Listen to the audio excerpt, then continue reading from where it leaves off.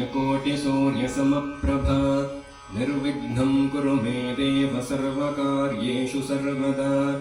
ॐ गणाधिपतये नमः। दूर्वायुग्मं समर्पयामि। ॐ उमापुत्राय नमः। दूर्वायुग्मं समर्पयामि। ॐ अघनाशिने नमः।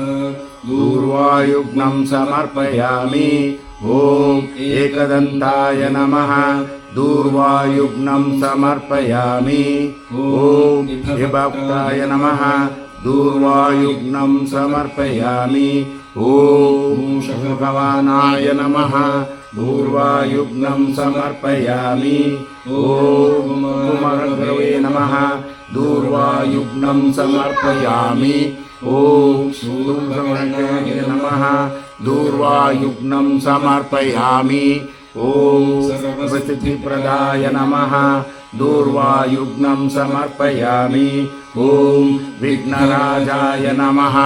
दूर्वायुग्मं समर्पयामि। ॐ वैमातुराय नमः। दूर्वायुग्मं समर्पयामि। ॐ हेरम्बाय नमः।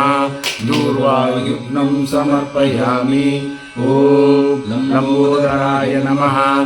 दूर्वायुग्मं समर्पयामि। ॐ सुमाय नमः। दूर्वायुग्मं समर्पयामि। ॐ कपिलाय नमः।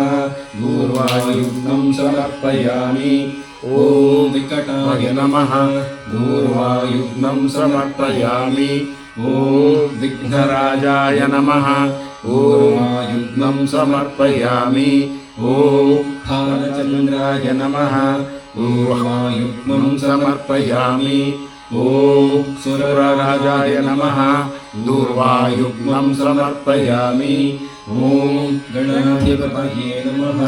दूर्वापूजां समर्पयामि। ॐ शान्ति शान्ति शान्ति। हरिः ॐ।